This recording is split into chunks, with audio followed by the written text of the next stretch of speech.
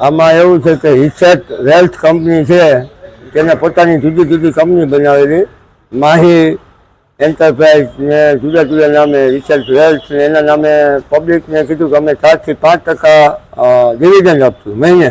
એટલે બધા એમાં રોકાણ કરવા માંડ્યા. નાના માણસો હતા બધા, કોકે 2 લાખ 5 લાખ 10 લાખ ને 50 લાખના પણ રોકાણ એમાં બધા વધારે કરેલા છે. અને 500 થી 1000 કરોડ રૂપિયાનું કૌભાંડ કરી અને સંજય માંગરોળીયા અત્યારે ફરાર છે અને પોતાનો મોબાઈલ બંધ કરી દીધો છે, ઓફિસો બંધ કરી દીધી છે અને એની મિલકતો પણ વેચી નાખી એવા સમાચાર છે. અને પબ્લિક એની પાસે માંગવા જતા હતા તો કોઈ હતું નહીં અને છેતરપિંડીનો આભાસ થતા બધા અત્યારે ફરિયાદ કરવા અત્યારે અમે જાય છીએ અમારા કમિશનર ઓફિસે અને 50 થી 60 લોકો અત્યારે ફરિયાદ કરશે. અને મેટોરામાં પણ 2 દિવસ પહેલાં આ બાબતે ફરિયાદ થઈ ચૂકી છે અને 500 થી 1000 કરોડનું કૌભાંડ આખા ગુજરાત વ્યાપી કરેલ છે અને હજી પણ વધુ કૌભાંડ નીકળશે એવું મારી માનવું છે.